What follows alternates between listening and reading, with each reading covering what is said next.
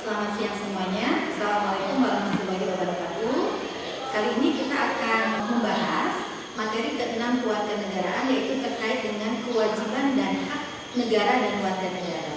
Ada beberapa hal yang perlu dipahami oleh mahasiswa pada materi ke-6 ini terkait dengan kewajiban dan hak negara dan warga negara. Yang pertama adalah bagaimana urgensi harmoni implementasi kewajiban dan hak negara dan warga negara. Kemudian yang kedua, mahasiswa harus bisa menggali sumber historis, sumber sosiologis, dan sumber politis implementasi kewajiban dan hak warga negara. Kemudian yang ketiga, mahasiswa juga harus bisa membangun bagaimana dinamika implementasi atau dinamika perkembangan kewajiban dan hak negara dan warga negara serta tantangan yang dihadapinya. Baik, untuk yang pertama, pada kali ini kita akan mengintegrasikan juga nilai-nilai hierarki ke dalam materi terkait dengan kewajiban dan hak negara dan warga negara. Nilai-nilai hierarki ini tentunya diambil dari bagaimana nilai hierarki ini memberikan satu pemahaman kepada mahasiswa bahwa sebenarnya di dalam menjalankan kewajiban dan hak warga negara ada nilai-nilai yang harus ditanamkan selain apa yang mereka tahu. Nah, yang pertama akan kita bahas dulu satu-satu. Yang pertama adalah konsep dan urgensi harmoni kewajiban negara dan warga negara itu akan berbicara mengenai bagaimana menjalankan kewajiban dan hak antara negara dan warga negara itu harus seimbang. Nah, hal ini didasarkan kepada banyak pengalaman sejarah di mana sejarah-sejarah di Jawa, kemudian sejarah-sejarah pada zaman kerajaan dahulu, dikotomi antara kewajiban dan hak itu lebih cenderung populer kata-kata kewajiban dibandingkan dengan hak. Apa yang mendasari ini? Kita bisa melihat bahwa bagaimana raja itu menjalankan kewajibannya, kemudian bagi masyarakat bagaimana dia menjalankan kewajibannya untuk mengabdi kepada raja. Itu salah satu contohnya. Pada saat sekarang ini, hal itu tentunya harus menjadi pemikiran analitis mahasiswa bahwa dalam menjalankan kewajiban dan hak warga negara, mahasiswa harus paham bahwa kita boleh menuntut apa yang kita seharusnya terima, tetapi dengan syarat bagaimana kita harus menjalankan kewajiban atau apa yang harus kita lakukan untuk negara itu sendiri. Nah, kemudian selain itu, bahwa dalam menjalankan kewajiban dan hak warga negara atau mahasiswa perlu mengetahui apa saja sih yang menjadi hak warga negara, apa saja yang menjadi kewajiban warga negara yang diatur secara konstitusional di dalam Konstitusi Indonesia.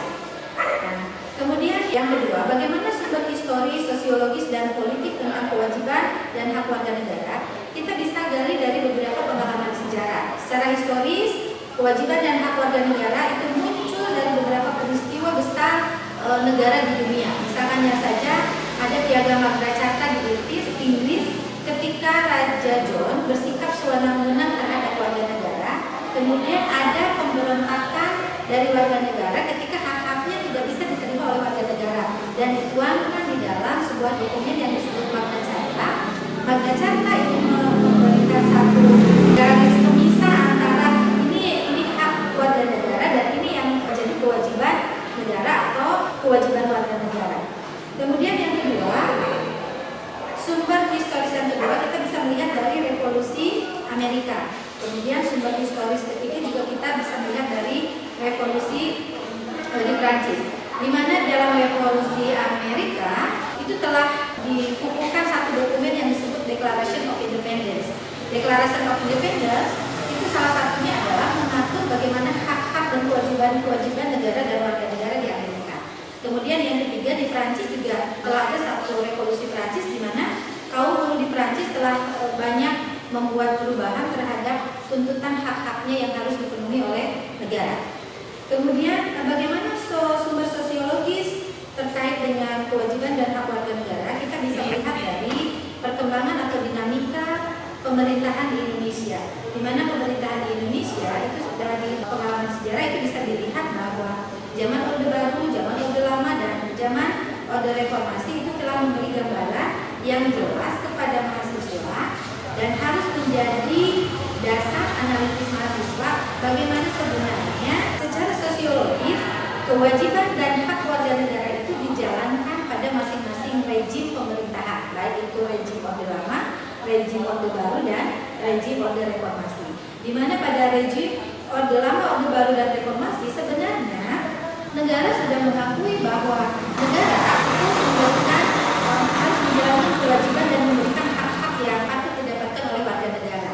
Tetapi dalam pelaksanaannya banyak penyelewengan-penyelewengan terkait dengan bagaimana pelaksanaan hak-hak warga negara itu bisa didapatkan ya, dan bisa dipenuhi oleh negara.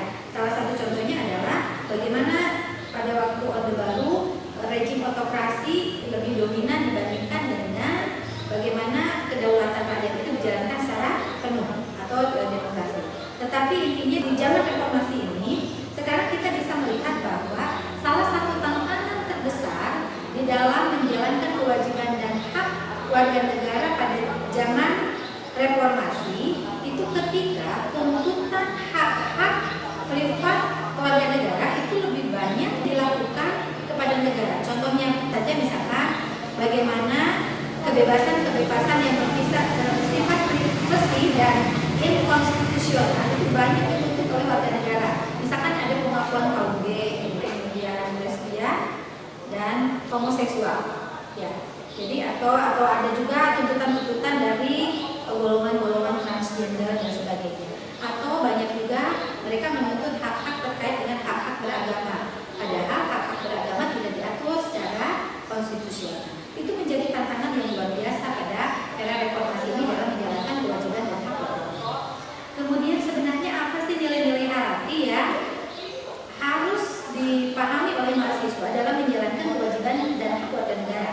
Yang pertama, di dalam bahasa Dayak itu ada satu pepatah yang disebut dengan kilo antang mana musuh riwut. Artinya kita harus memiliki sikap yang gagah berani dalam menjalankan kebenaran.